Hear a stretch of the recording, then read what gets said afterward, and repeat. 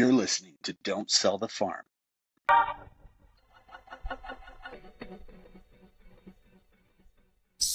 Listen, friend, God does not have to say to us again, I want you to go out and witness it. 1900 years ago, Jesus said to us, go ye out into all the world and preach the gospel unto every creature. He does not have to say one more word. Those are our marching orders. We need no signs from heaven. We need no urging of the Spirit. We have a command that has never been rescinded. The urgency of the hour is into all the world, and we do not have forever to preach this gospel. The time is running out.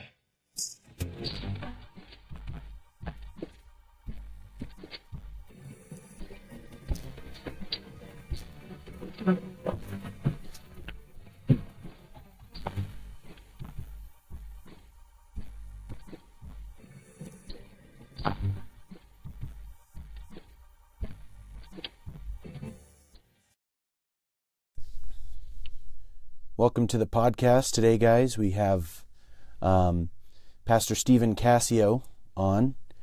My co-host, Aaron, his wife, Tanya, had a baby, so he is not here today. So Stephen and I are here to talk a little bit about Stephen's experience pastoring, taking over other works, and his time with Pastor Mitchell, and traveling with him and going around and doing healing crusades and various things. So, Stephen, thanks for coming on. Oh, thanks for having me. It's a pleasure. Sure.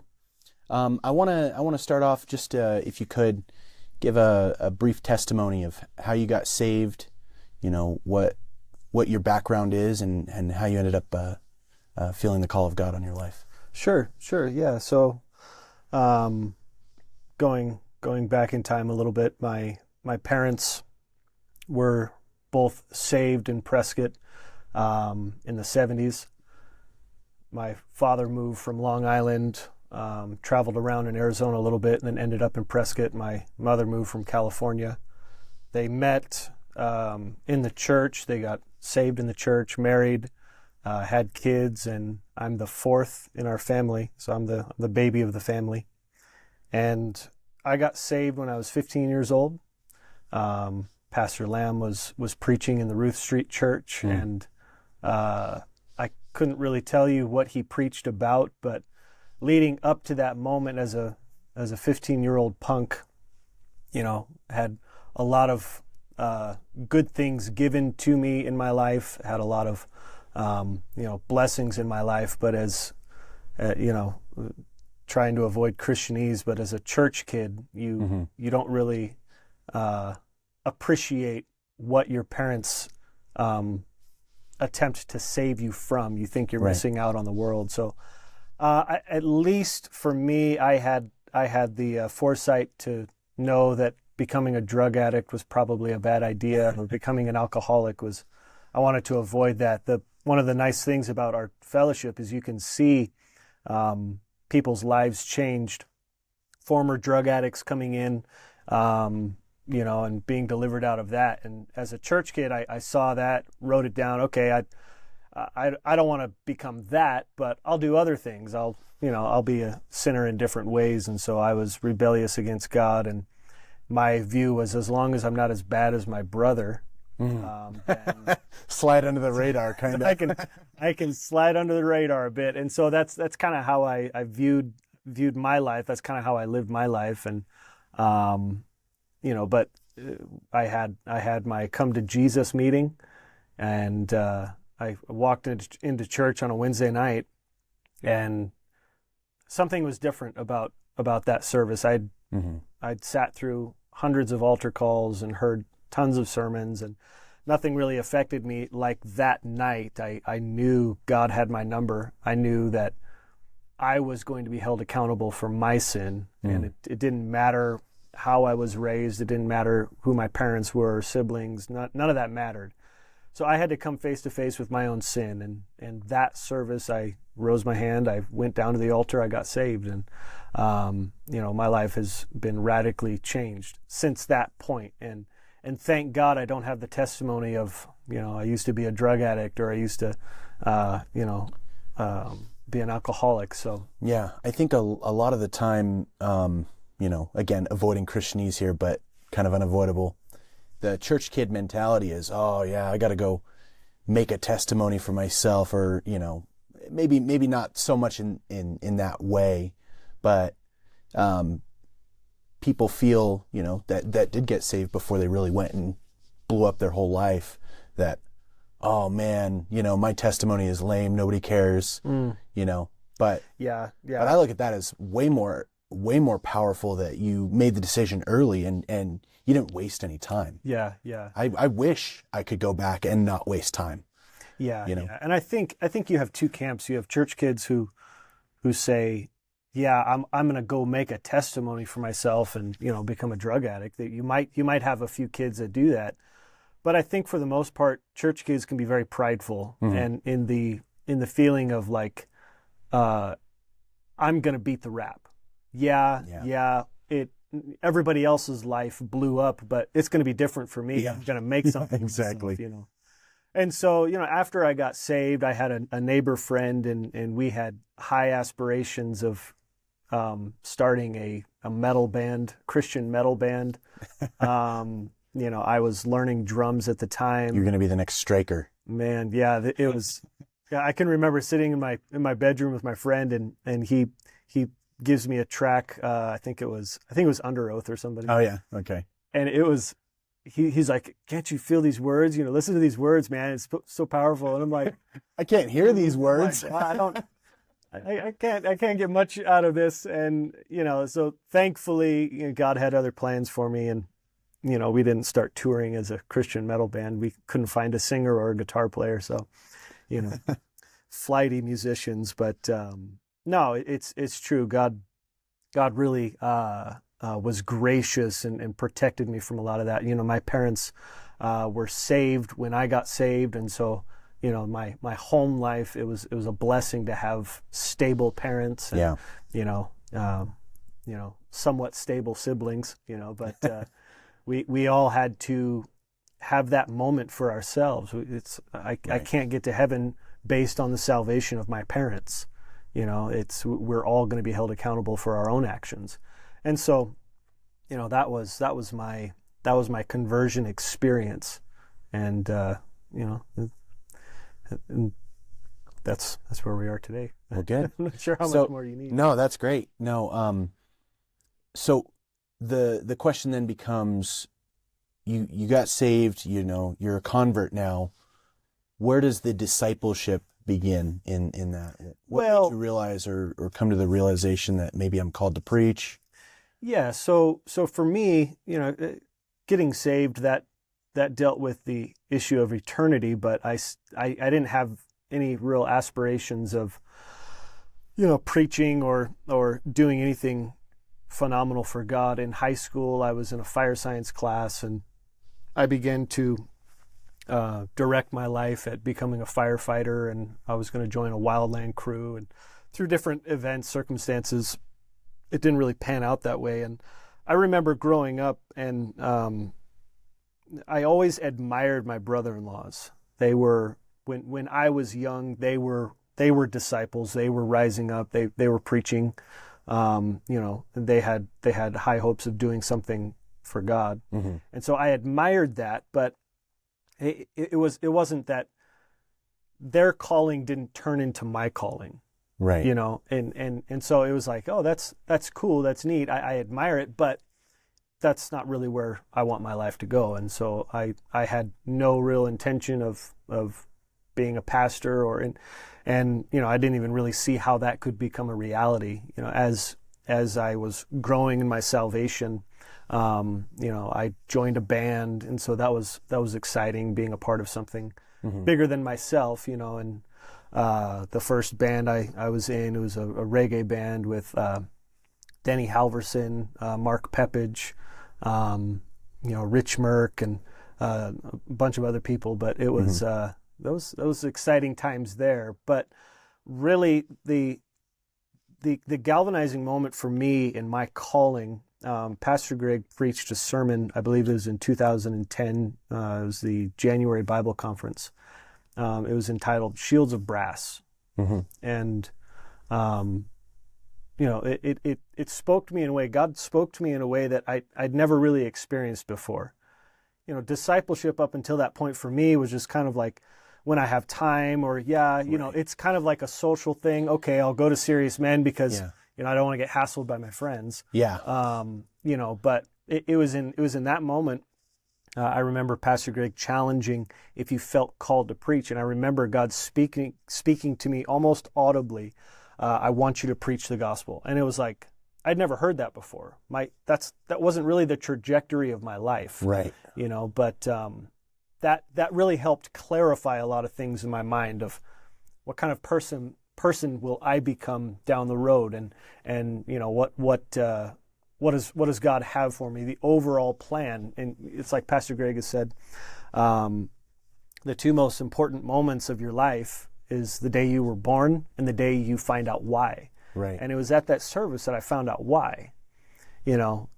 Career, making money, building a family, it's like, those things are all important to a degree, but when the DNA of a man who's called by God, when God speaks to them and says, this is what I want you to do, this is the direction I want you to go in your life, everything else has to become secondary. Everything else has to line up behind that, and that really helped me, because it wasn't just like this ethereal, maybe, Great Commission, go into all the world. Yeah, God wants all Christians to be fruitful. It was personal for me. Right. And so that was really the starting point, and before then, I made decisions, things that were unwise, but God really helped steer me away from making very bad decisions in relationships. And, again, my pastor, Pastor Greg, helped bring clarity in a situation that if I had gone through with it, and I'm being vague on purpose, but if I had gone through with it, I think my life would be very, very, very different. And so, there was those defining moments. Yeah. At the time, it's a slight course correction, but then you look back and it's like, right, wow, 1 degree course correction after miles. It makes can a be huge very, difference. very different. Yeah. And so that was the moment where I felt called to preach, and after that it was, the basic decisions of faithfulness, prayer, reading your Bible, being committed. I remember going up to Pastor Greg and telling him, I feel called to preach. And he's like, all right, man, that's great. Yeah. The typical. It was the handshake, and then it's like, okay. Thank you. Okay, thank you. But that was more powerful for me, because it was like, all right, this isn't just something that I think is happening in my head. I had to vocalize it. Yeah. And I had to go on record. And so, would you say that it's sort of like any act of faith, you have to sort of put action behind it for it to be more real? It's, you can sort of have it in your head, but if you put some action behind it, it becomes a little bit more. Yeah, because if it's just in your head, you cannot do it, and nobody will be the wiser. Yeah. If you tell somebody, and it's like, hey, didn't you say you were called to preach? Yeah. Why are you doing that? That's not a church. That's not a discipleship decision. Yeah. Yeah, exactly. Yeah. That's what Pastor Greg calls them, as discipleship decisions. There'd be big decisions in your life, and I've been in his office before. Yeah. And talking to him about a big decision, something that's, going to be pretty radical, and he goes, well, does that bring you closer or further away from what God has called you to?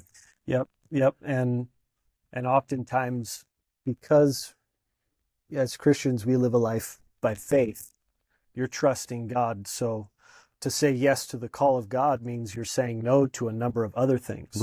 Right. Making a lot of money and a great career, all those things, they're not necessarily evil in and of themselves, but they have the capacity to take you further away from the call of God. Exactly. So you put down anchors and you put down hooks into the temporary, and then once you get older, I've seen this even in our church, guys who at one point they felt called to preach, and now they have cemented themselves into this current position, and it's like, well, I can't go and pioneer because I have debt or I have obligations Right. or, all these different circumstances. When looking back on my life, I can honestly say that the place of the most blessing, the place of the most direction in my life and encouragement and is in the center of the will of God. Yeah. Every single time. And it's really it was really, again, like I said before, it was really a galvanizing moment, because then it was like, once I felt the call of God, I felt God speak to me, then it was easy to say no to those other things. Right. I'm not going to be a firefighter, a wildland firefighter, and be away from church for 6 months out of the year. Right. That doesn't get me any closer to the will of God. Exactly right. Yeah. That played out in relationship decisions, that played out in financial decisions, and that was really that was a key moment for me, because it made everything clear. Right. Right. So you went from disciple to pastor, obviously at some point. What year did you? Because you were launched originally to Denver. Yep. To Pioneer. What year was that? So we went on staff as concert directors in 2013, and then the following year, July 2014, we were launched into Denver, Colorado to Pioneer. Okay. And so Denver is an area that I know at that point had a number of, maybe not at the point when you were there, but there were a number of people there already. Yeah. So a number of people, as far as a number of pastors already I see. pioneering that city. Yeah. One of the motivations for me even wanting to go to Denver was Brandon and Andrea Pepich were already there for 6 months, and they were having screaming revival. Like, God was moving, miraculous things were happening, people were getting healed, and I knew Brandon from before, and by his own admission, God used him in a powerful way, and it was unexpected. Yeah. Up until that point, before Brandon, got to Denver, he had really started stepping out in Prescott and Prescott Valley, praying for the sick, seeing people get healed. And so that was, to me, in my mind, that was always a reference point. Yeah. Because I said, God, if you can use Brandon, surely you can use a guy like me. And I said, if God's moving there, he can move for me too. And it was, I think it was a Thursday night of conference when I was on staff. Pastor Greg said, we don't really have any churches for you to take over, but you want to pioneer, where would you like to pioneer? Right. It was this Thursday night. I was like, Denver. And I knew nothing about Denver really, just from what Google Maps showed me. And he's like, all right, we'll announce it tomorrow. And so, that was a pretty powerful experience. And going back, just going back a little bit in the discipleship process before we went on staff, I think when I started preaching in 180, there was, I want to say, like 12 altar call preachers at the time. Wow. And so bit of a rotation, eh? The rotation was like every 3 months or so. Yeah, you had no excuse to not have an illustration and have that thing polished to the max. Yeah. And so, but what is amazing about our fellowship that has always inspired and encouraged me is it doesn't work like a climb the ladder and hopefully you get to the top eventually.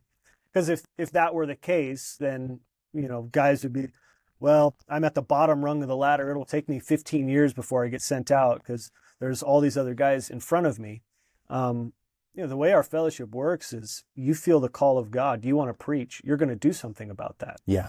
And it doesn't start when you finally get out to whatever field you want to preach in. It starts in your local church. You go to your pastor, I want to do something for God. It's like, okay, well, what are you doing now? Right. If the church, the numbers of people in the church was solely dependent on how many people you won to Jesus and brought to church, how many people would be in your church today? Exactly. Right. And so that was one of the conversations, one of the powerful conversations I had with Pastor Greg, he invited me out to coffee one morning, and I'm like, yeah, cool, going to coffee with Pastor. This is great. And we were probably 3 or 4 months away from being launched. Mm-hmm. And he asked me point blank, he said, can you point to one area of your life where the supernatural power and working of God is at work? He said it much more eloquent than I did. Yeah. One area of your life where there's something supernatural happening. Yeah. And he said, because when you go out onto the field, when you go pioneer, it's not going to matter how well you can organize paperwork or whether or not you can design just the perfect flyer or banner. What it's going to depend on is the supernatural power of God working through your life, whether that be getting people saved or seeing people healed or whatever the case may be. Something supernatural has to be at work. And so that really challenged me to step out in faith and begin to pray for the sick, begin to, exercise that faith muscle, because it's true. When you get out on the field, people don't really care who your pastor is. Yeah. No one knows. Nobody knows you. Right. And so the expectation can't be that, oh, when I show up, it's just going to happen. It's like, no, it takes work. Yeah. It takes you have to put the work in, you have to put the energy in. Like Pastor Mitchell said, you have to work like it all depends on you, but pray like it all depends on God. Yeah. It's that truth and tension. And so, that was a powerful moment. So arriving into Denver, we pull in with our U-Haul, and it's a crazy scene, because at the time, Colorado had just opened up the cannabis market. Oh, and so, right. You could legally smoke it. And so when we first rolled into town, I'm like, man, they must have a serious skunk problem here in Denver.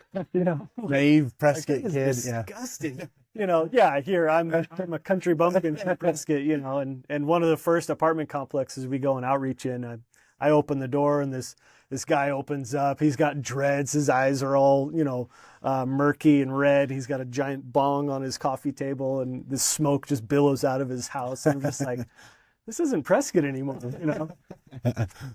But God really helped us in Denver. We saw some powerful conversions. Great. Yeah.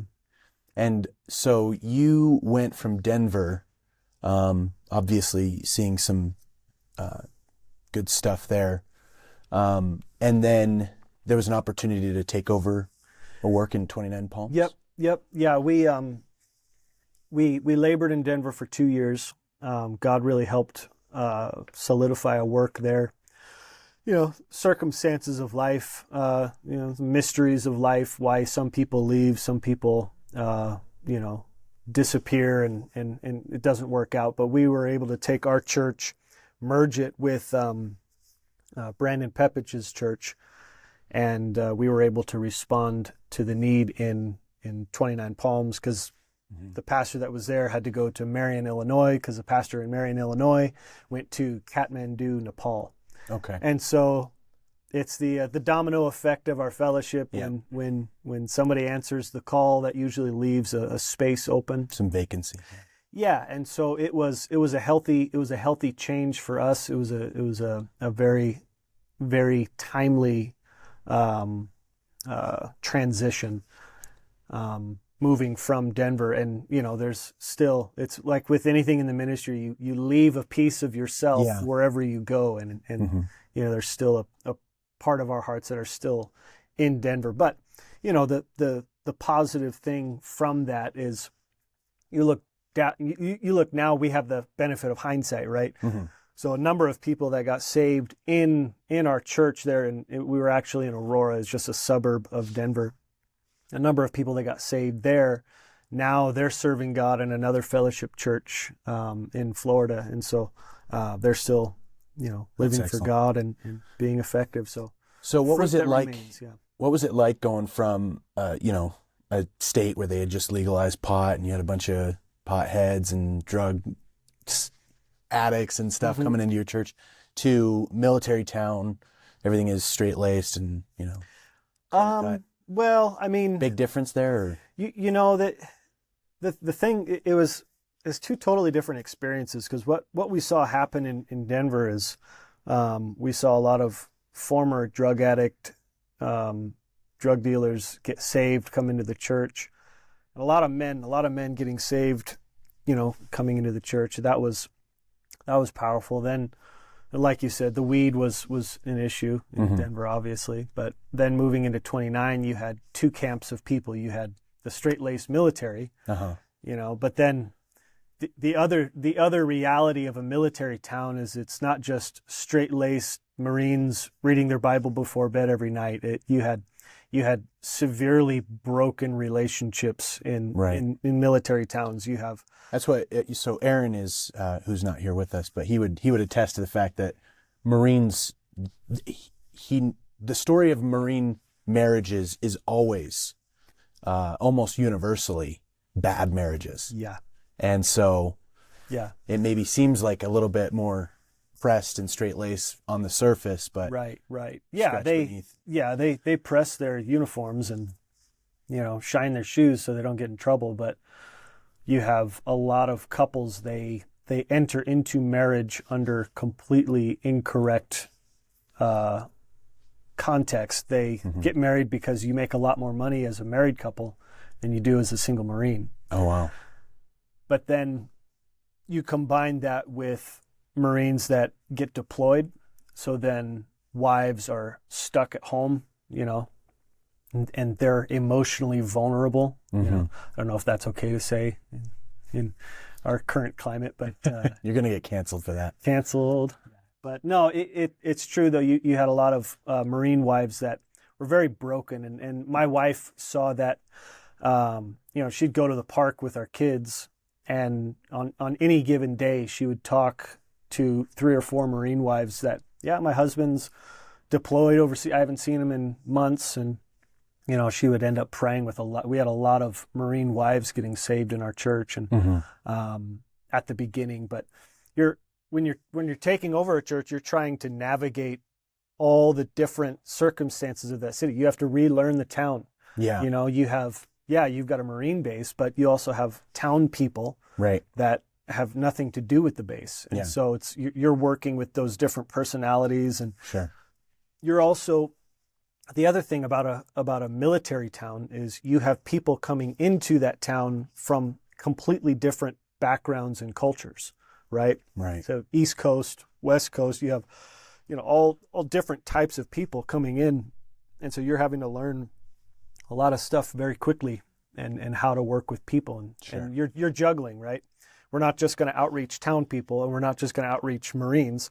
We have to try and find out a way to do both. And so at the beginning, we were trying to get on the base, start a Bible study group on the base. And I know the previous pastor, he had been trying the same thing. He had a couple of bands that were able to come in and play on the bass, but that was always a stronghold that seemed like, man, if we can just crack the code on the bass, if we can get something going. And the key was really having the right guys get saved at the right time. You had, high-ranking Marines getting saved in the church that had pull, that had clout and ability to give us favor.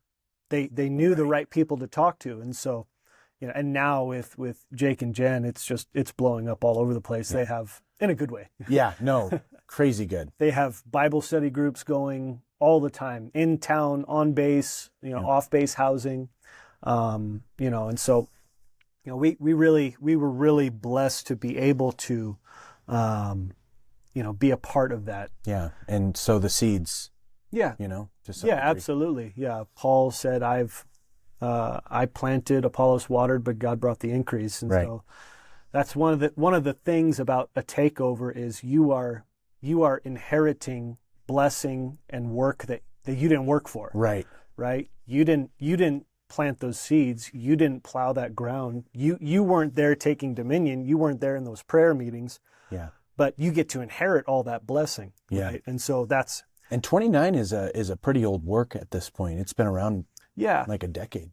Right? Yep. Yeah. It was originally pioneered by the Brooks, and then Micah and Megan Wright. They're in American Samoa now, they were able to take over that work and really they helped fix a lot of issues that were going on in that church. And like with any church, you have problems and situations that you inherit. Yeah. But it's working through those things. And like I've said to other people, with any kind of a takeover, you are bringing something that God has ordained, that Right. God has purposed for that time and that season. Right. Something that the other guy maybe didn't have so much, or it's just different. It's just a change, and sometimes a change is really healthy for a church. Yeah. You know, but now you see the steps, and the church has gone from obviously from nothing to now. You know, sorry, Jake, if you're listening to this, you're probably going to have to get a bigger building pretty quick. Yeah. But he and I were just talking the other day, and he's like bemoaning the fact that he's outgrowing his building. I'm like, that's a good problem. It's a good problem to have. It's going to turn into 180 or something. Yeah, exactly. He'll turn it into his music scene. Yeah, but no, and just the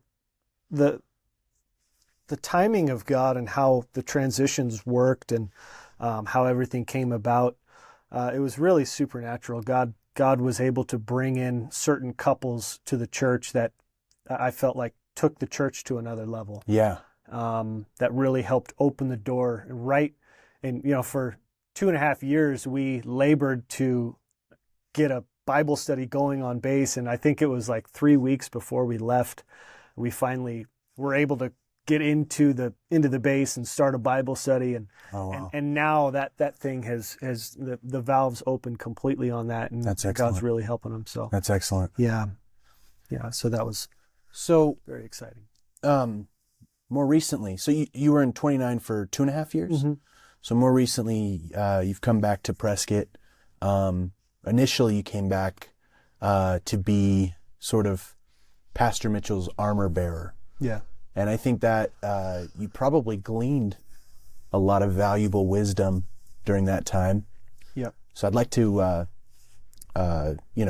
just have a conversation about what that was like. Yeah. Some of the things maybe you learned from Pastor Mitchell, being with him all the time. Do you want to, just kind of go into that? Yeah. What was that like coming back to Prescott to do that? It was surreal. It was, so it was actually April 19th, my birthday, when Pastor Greg and Lisa came to 29 to visit for a little bit, and Pastor Greg asked if we'd be willing to come to Prescott and help assist as like pastoral care and travel with Pastor Mitchell. Wherever he goes, I would go. I would help with, whatever he would need. And at that time, it definitely caught me off guard. I didn't really see it coming, but that was, that's the blessing of having the leadership that we have in our fellowship is men with wisdom enough to see, okay, what are going to be the needs down the road. Right. We don't want to just be reactionary, but we want to try and Proactive. meet those needs before they come. And so, coming into it, I wasn't, I had a relationship with Pastor Mitchell before, but it's just different. Like there's a separation. There's kind of a distance between you and the senior pastor when you're out on the field. Yeah. And really I was discipled by Pastor Greg. I wasn't really discipled by Pastor Mitchell. Obviously you glean things from sermons and breakfast table questions and that sort of thing. But it was a real privilege to be able to be with Pastor Mitchell and just see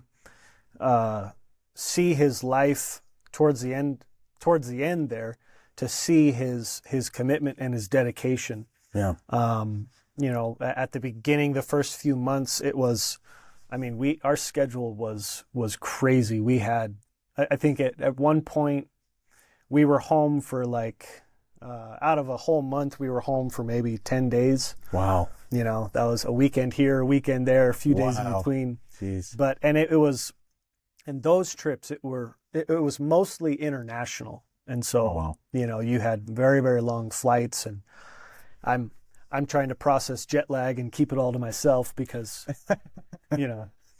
You got nothing to say. I got nothing to say. You're trying to live with I'm a trying to keep up with 89-year-old. Yeah, 90-year-old. 89, 90-year-old man. I'm trying to keep up with him. It's like, I'm not going to complain. I'm just going to have more coffee. But it was really one of the things that I noticed about Pastor Mitchell's ministry, especially in the end there. And I know he said this throughout his entire ministry, but what resonated with me the most was he imparted to men that whatever he could do, whatever he was doing, that those same men, they could do it also. Yeah. Right? It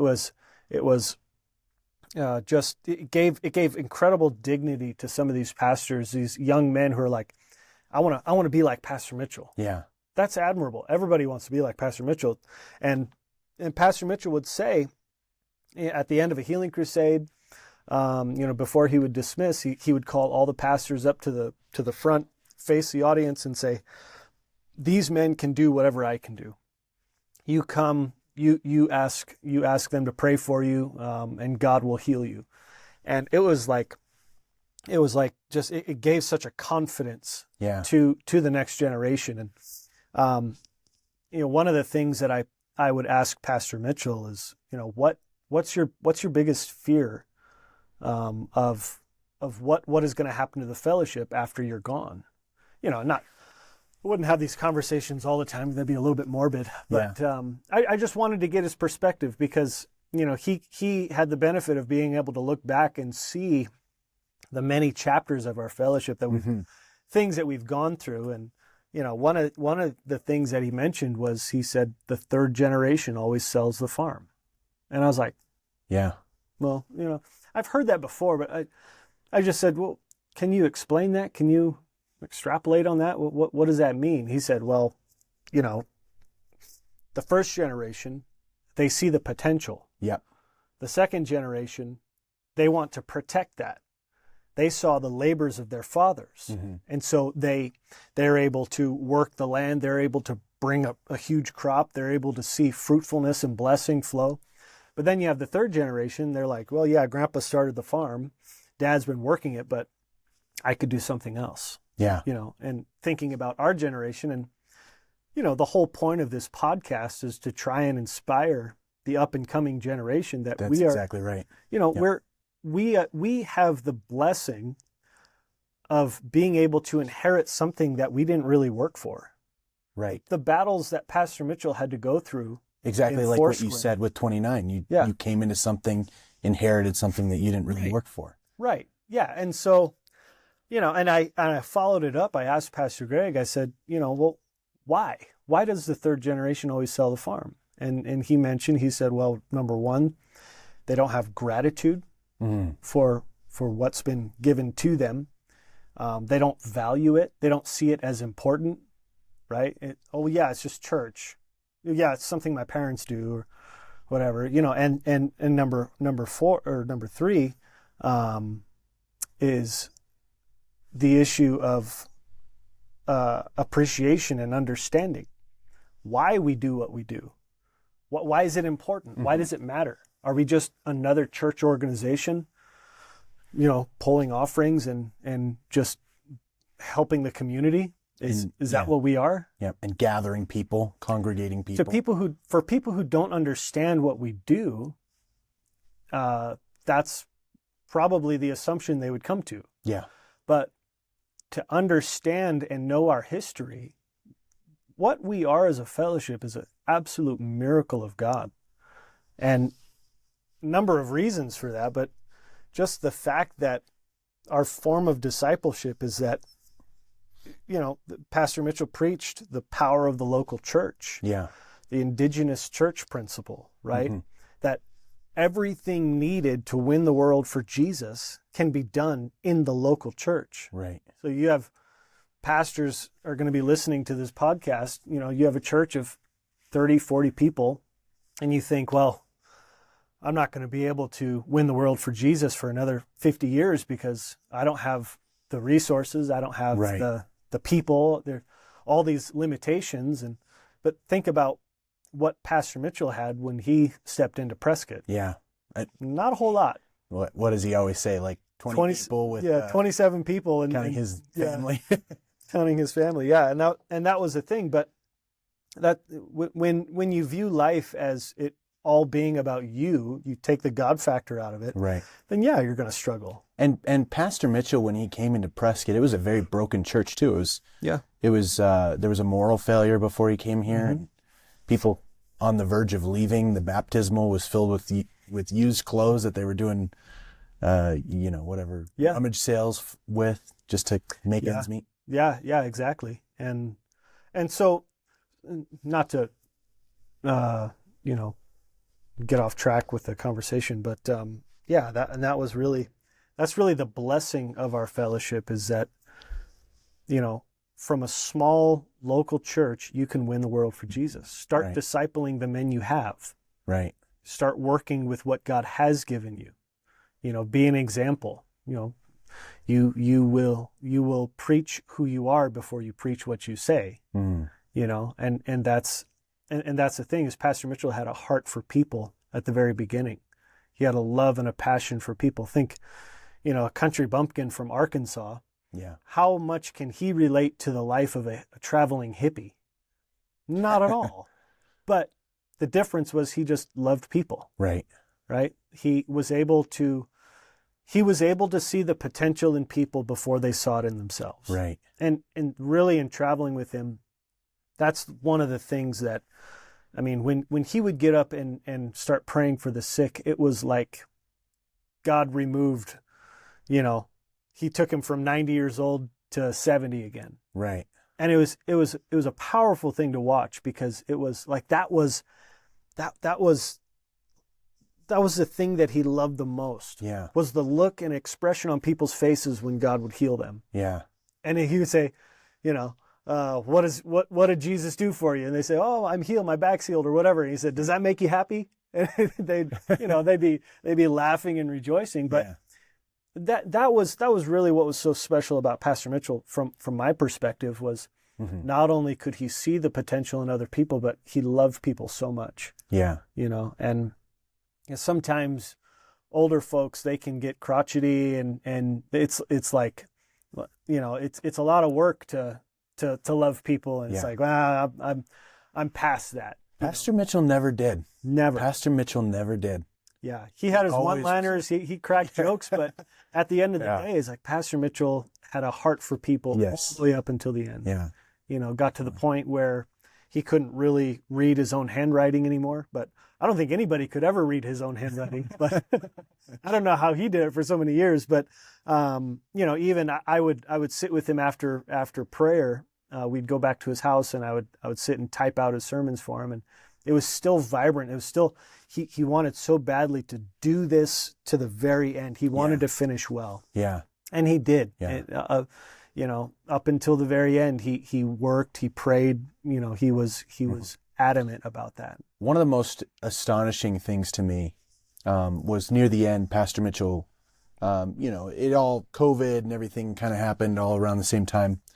But just seeing Pastor Mitchell, who towards the end was, maybe not as present in church as much, but just when he was there, he was in the prayer room, he was praying for people. It was amazing. Yeah. It was like, that was just one of the last things I remember about Pastor Mitchell. Like, man, he's here, he's praying for people, he's, getting a hold of God here. He would ask me about people. We were, towards the end there, when his health started to fail, we were watching church from home, and he would ask me about people, how are they doing? Are they okay? He would always ask about Arnie Dirksen, how's he? Was he in church today? And, and that was an amazing thing, because it wasn't a front. Yeah. It wasn't like, oh, I got to put on a show, but it was like Pastor Mitchell loved people so much. Right. And that never really expired. It was always front and center. And he always, he dealt with some of the worst rebellions and backstabs I could even imagine, and he never lost that love. He put his credibility on the line and invested in people, and they stabbed him in the back and then spit in his face and said, "What did you ever do for me?" Oh, besides just giving me wheelbarrows full of money. Yeah. But he never got bitter. Yeah, he never did. You would think like after, that happened a few times, you'd be like, you know what? Bag the whole world evangelism thing. I could see one time having that happen. It's like, okay, note to self, we're gonna do something different now. But yeah, he never gave it up. Yeah, I think I mentioned this book a couple of times in our podcast just because it's one that I'm one of the ones that's really stood out to me recently. It's Gordon MacDonald. Oh man, something powerful. Drawing a blank on the name here. The podcast listeners know because I've mentioned it before. Ordering Your Private World. Okay. But one of the things he really talks about is the difference between a driven man who can only really go so far, driven by ambition or whatever it is that's driving you, and a called man. And a called man can blow through all of the heartache and the explosions of life because he's called. And it's not, and he's got an orderly private world. And I think that word picture really describes who Pastor Mitchell was. He knew who God was. He knew who he was. Yeah. He knew what he was called to do, and he just never lost that vision. Yeah. And so the point, like you say, the point of this podcast really is to inspire that same vision of Pastor Mitchell. And, Pastor Greg obviously has picked up that mantle. Yeah. And he's running with it, but we are the third generation, right? You and I. Yeah, and you have to own the vision for yourself, right? It can't just be something that, oh well, we have a plaque on our wall, and you want the vision, there it is, but yeah, it has to become who you are. It has to become your identity. Well, that was absolutely part of Pastor Mitchell's vision is discipleship. Mm-hmm. Discipleship is giving a part of you to the next person. Yeah, right. Absolutely, yeah. You look at other moves of God, and you can identify, William Booth, he started the Salvation Army, but can you name any disciples of William Booth? Right. Powerful organization at the time. They were doing something incredible for God, and now when you think of the Salvation Army, all you think of is Christmas time, a person ringing a bell outside the mall. Right. Right. And really that was the thing, was it's an imparted vision. You impart, you cast the vision, but it's up to us to pick that up and say, our generation today is just as broken, if not more broken than the generation of the 70s. Right. Right. Young people that are suicidal and depressed. It's like, we have the answer. We have the hope for them. And if the latter is really going to be greater than the former, if the plowman is really going to overtake the reaper, then what it requires is the third generation to say, what God imparted to Pastor Mitchell, the vision, the inspiration, and the direction of our fellowship, what God gave to him, we need to own that for ourselves and pass it along to the next generation, should, Jesus tarry, as they say. Sure. So there's a number of things that, would be included in that vision. Something that you sparked a thought for me is that there's a lot of things that are parts of our fellowship or distinctives of our fellowship, which is originally the name of this podcast, but we've changed it. I like both names either way. And you got a better logo now. Better logo now too. Thanks to and bumper music. Thanks to Steve and Cascio making a not logo for and hire. bumper music. Not for hire. Not for hire. If you're starting a podcast out there, he's not available. Just did me a favor. No, but one of the distinctives that we have as a fellowship is that we have outreach ministries like the 180, the music scene. And so I wanted to touch on that with you a little bit, just as sort of and I'm going to have Pastor Jesse Morales on as well to talk about this, but if we could briefly maybe talk about what is the benefit and value of the music scene, because I know that's one that comes under fire quite a lot. Another one is door-to-door outreach. Those two things tend to, and I don't know anybody personally, but tangentially you hear murmurings of, oh yeah, that doesn't work anymore. We don't do that anymore. Yeah. What's what would be the in your experience as a pioneer in 29 and even here in Prescott as a disciple, what would be the benefits of the music scene as a means of ministry? Well, I think number one, the 180 is an evangelistic tool first and foremost.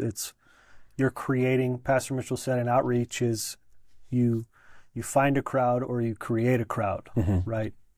And a universal language of all peoples for all generations has been music, right? And unless I've been living under a rock, I think the up and coming generation is still really into music.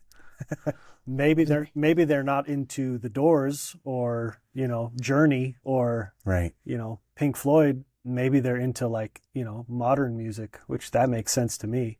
So 180, it's a tool of evangelism to draw sinners, right, to create a platform where the gospel can be presented in a clear way and people can be brought to a decision to get saved. So to me, that's number one. If it ever becomes something different, like, hey, we're having a Casting Crowns concert at our music scene tonight, well, you're appealing to a different clientele. You're right, appealing to church people. right. That's not what we're after. Right. Right. So you have to bear that in mind. It's an evangelistic tool.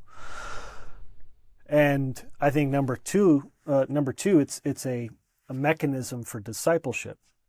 And that's not just the altar call preachers. It's not just, hey, these guys can learn how to preach an altar call and be clear and mention Jesus and, hopefully mention Jesus. I've been to a couple concerts, unfortunately, with our superior ministry where I've heard, guys forget Jesus, and it's like, oh, there was something missing in that altar call. Something was missing. And so anyway, it's a tool of discipleship where you can have, men learn how to preach, how to pull an altar call, how to contend for the supernatural in the altar call, but also think of the different ministries that are involved in the music scene. Right. You have bands.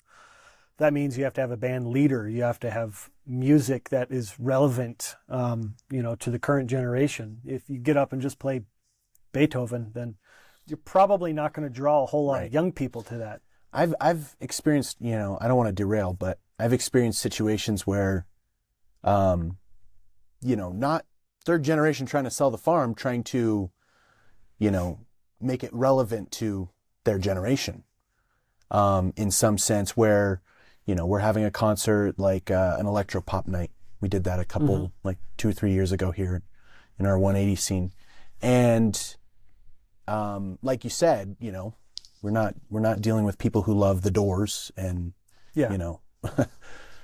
whatever else, you know what I mean? Motley Crue, though we have a few Motley Crues from time to time playing in the 180. Maybe, yeah. But what happened was there was a lot of resistance from the older generation. Sure.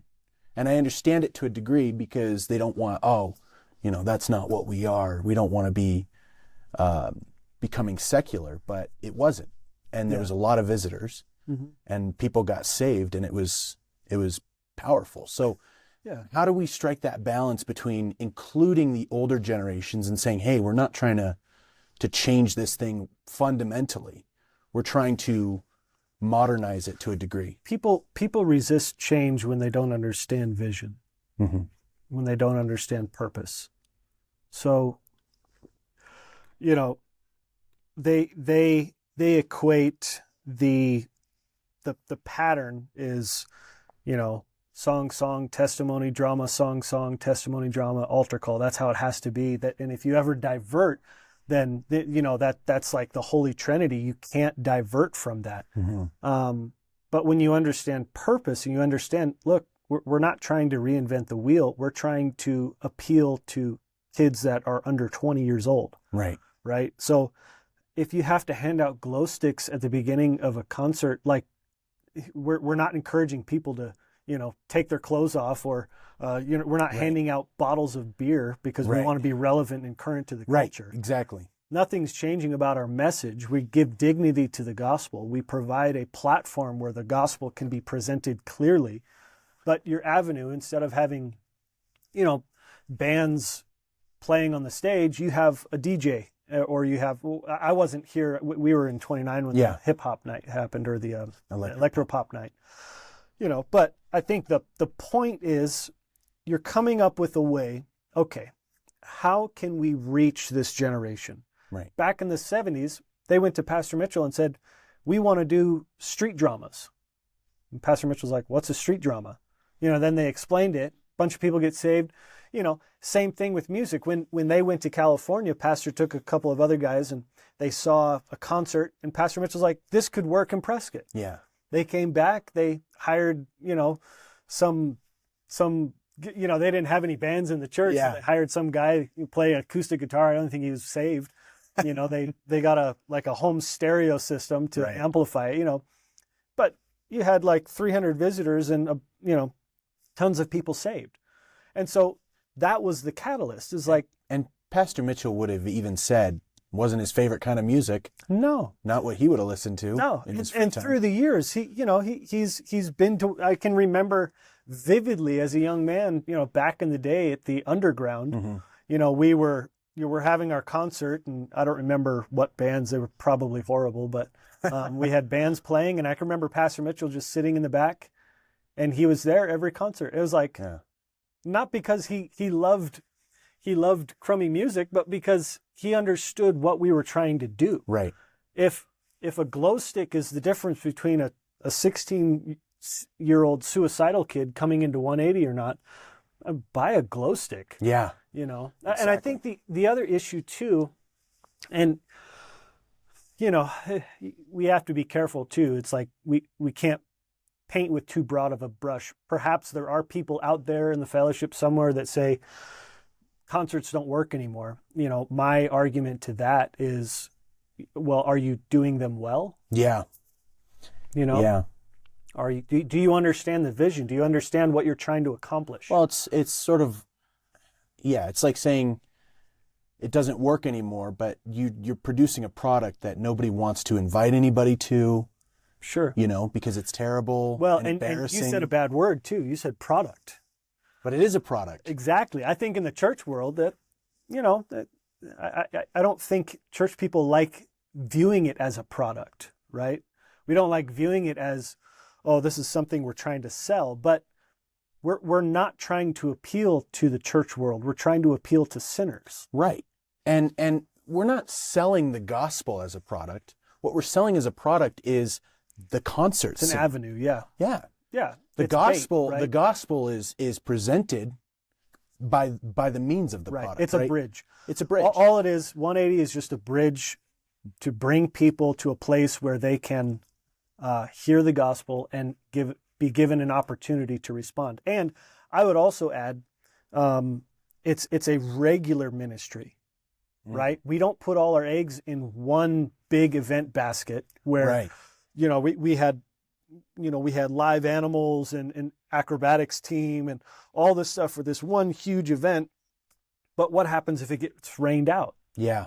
What happens if the power goes out in the middle of it? You've invested thousands of dollars into this thing. Or what All for it happens to if just- no visitors come? What if nobody shows up? What if nobody shows up and you put all this effort and money? But then the assumption is that, oh, well, I guess now big events don't work. You've already said the music scene doesn't work. Oh, big events don't work. And it's a slippery slope too, Yeah. because then you might say, well, why are we having service on Sunday night? If we can make the same amount of money Sunday morning as we can Sunday night, why would we have a Sunday night service? Yeah. Why are we doing music scene if we can have the same results by going to Walmart? So I think the other benefit of the music scene is we have now been operating a concert scene for almost 50 years in Prescott. Yeah. If our fellowship is 50 years old, Pastor Mitchell started it shortly after. So, we see every weekend, we see people getting saved. And when we don't, it's another teaching moment for our disciples. Right. Now you have to lay hold of God. Now you have to figure out why. Now you have to start pushing buttons.